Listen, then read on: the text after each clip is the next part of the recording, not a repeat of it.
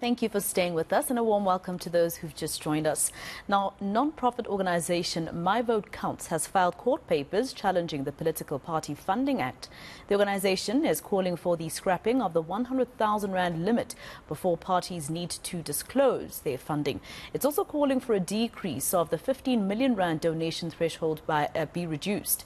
Now, George Mahlangu, Independent Electoral Commission's Chief Executive for Party Funding, joins me now in Centurion to discuss this matter further. Mr. Mahlangu, thank you very much for joining us. Just firstly, your thoughts around this court challenge. How will it affect the IEC in particular? Does it mean more admin for you, or do you just get the papers and then that means you might have to verify a lot more than you've had to in the past couple of years? Good afternoon, Masiko, and your viewers. We heard that they filed yesterday. I'm not sure whether our legal unit internally here have received the papers yet.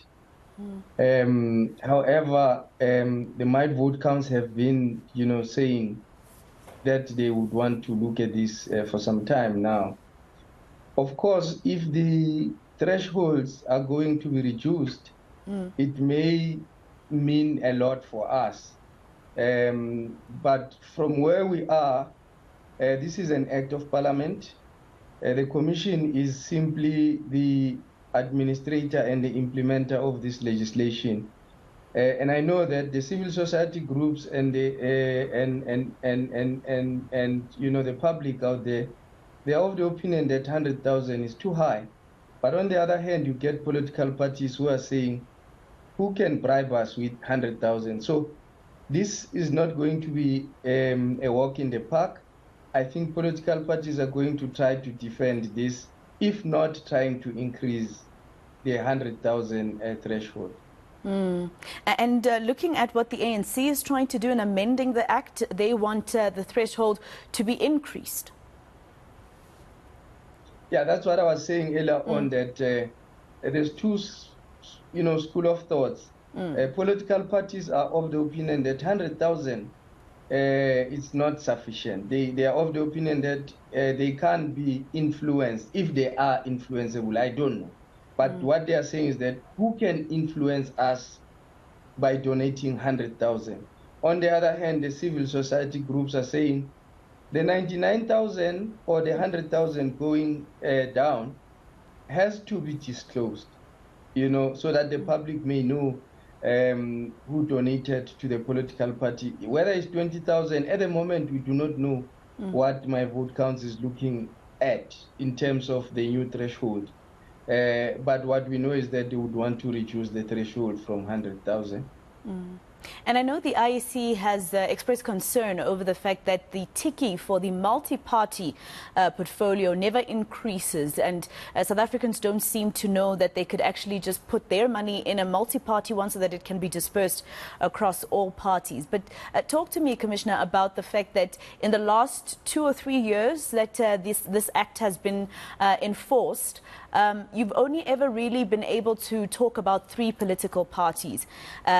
Action SA being added there, but it has always been the top 3 political parties, which previously were the ANC, the DA and the EFF. Other political parties, we would never really know how much they're getting, etc. Do you have any concern around that? Actually, there's 12 political parties that have declared donations with us for the year under review. Year under review from the 1st of April 2021 to the 31st of March 2022. Just to name them in the order of the highest donations to the lowest. African National Congress received donations of 66 million. Democratic Alliance received donations of 48 million. Action SA, which is an unrepresented political party, receives donation of 25 million. EFF received donations of 3 million. eNCA Freedom Party 787,000, Freedom Front Plus 484, Good 463, Patriotic Allowance 430, ACDP 235, another unrepresented political party, Abantu Integrity Movement, they received 212,000. ATM 200,000, and the last one, Shosholoza Progressive Party, which is also not represented, they declared 150,000. So in total, for the year, the donations that are above 100,000. So I'm not referring to donations below 100,000. The so threshold, of course, there's more. These are above the thresholds. It's about 145.5 million. All right. And is this the first time that you're receiving such a much longer list than previous times? Were you seeing go ahead,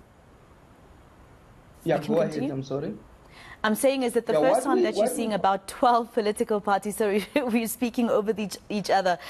Where you're seeing a list of 12 political parties tell you how much they've got. Is this the first time that the list has been so much longer? Yeah, remember this report that we released yesterday is the groundbreaking report. It's the first report since the Political Party Funding Act was implemented. But of course, on quarterly basis, we publish what has been declared to us. So these figures that I've just read to you are annual figures for 12 months. So this is what has been declared to us by these political parties. Of course, they came quarterly, and this is an aggregated figure for each political party. Yeah. Mr. Mahlangu, I'm sorry, I know that you are the chief executive for party funding, but I'm sure as executives, as you meet at the IEC, especially since the 2024 elections are coming closer, I could imagine that you are meeting more and more frequently now to try and prepare. There's this court, proceeding process, or rather, that is supposed to come underway in the High Court after my vote counts application. There's also the fact that there are political parties and independent candidates that are not happy with the Electoral Amendment Act that is supposed to take us to elections for next year. Are you concerned at all, as the IEC, that both these issues and other contentions by political parties could put challenges around us actually voting in May next year? Look, it's a constitutional right of any citizen to challenge any law. Our only concern is that preparing for elections, you need to do so within a certain time. Now, if the court challenge is going to go deep into late 2023, of course it is going to affect us to prepare for the elections.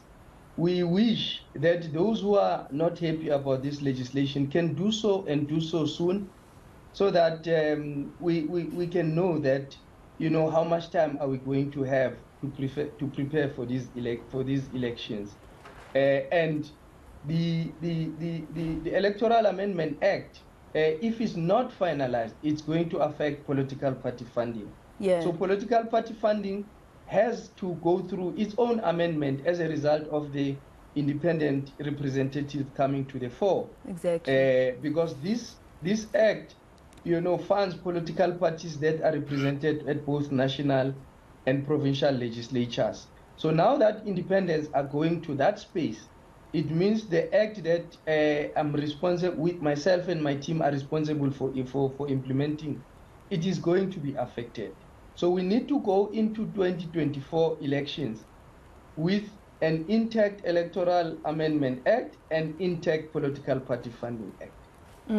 Just lastly, Mr. Mahlangu, are you saying to me, because the IEC has said that it needs at least 18 months to prepare for elections, we've got 12 months left if it happens during the ordinary May time, right? Have you started at all preparing? Yeah, we started actually last year around October, November to prepare. There are things that do not require the amendment of the Act. So we've started, setting up committees that are going to be responsible for procurement, just to have a database of service providers that will be ready once, we are assured that we are going ahead. Then we are not going to start afresh. So we did that at risk, but it's something that was not requiring whether the Act is amended or not. Yes. Of course, the ballot papers would be the things of, right at the end, once we know that, which candidates are going to be on the face of, the ballot paper. And the sooner we know, the better, because not all service providers can print, a particular size of the ballot paper. We're expecting the ballot paper to be bigger. We're expecting the number of ballot papers to be more compared to the normal national and provincial legislatures, elections that we had in the past. Well, thank you so much, Commissioner, for speaking to us. That was Commissioner George Mahlangu. He is from the IEC and he's the Chief Executive for Party Funding.